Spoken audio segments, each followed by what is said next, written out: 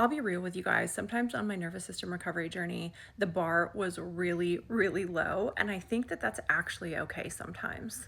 What I mean by that specifically is in regard to my expectation for how something was going to go when I was teaching my brain to bring symptoms, sensations, thoughts, and fears along with me instead of avoiding things and piling on what Claire Weeks calls the second fear. I have a little phrase that I coined on this recovery journey. I actually have it as a quote. And that is nervous system recovery is about teaching your brain what's possible, not what's comfortable.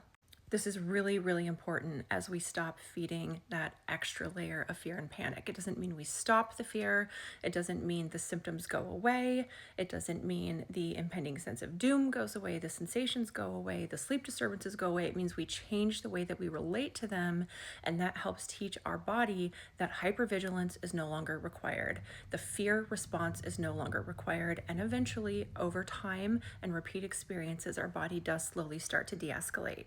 But I think where I got stuck earlier in my recovery journey is I thought, how am I ever supposed to build confidence about re-engaging with my life if every time I do something, I feel crappy, miserable, uncomfortable? Until I started understanding that often is the case because our brain is kind of recalibrating as it is relearning that something is safe or not safe. So the discomfort really becomes irrelevant, and it's training your brain that it is irrelevant. It might be there, you don't have to like it, but it's not important. And when I say the bar is low, this is something that I just recently chatted about with a client of mine. It's like, okay, did it, didn't die. And I know that that sounds dramatic, like went to the grocery store, didn't die.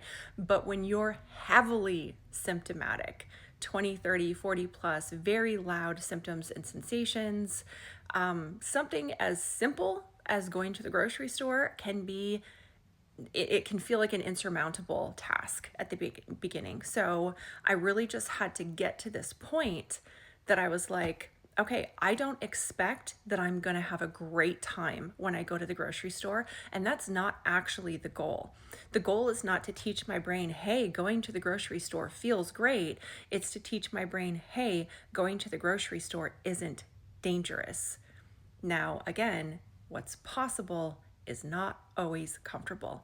It's okay if the bar is low at the beginning. That doesn't mean you're failing if you didn't have a great experience when you decided to start expanding your world and making your life more important than your symptoms. It's not actually about that. It's about doing it. It's not about doing it and expecting comfort. Comfort will come, but it comes later.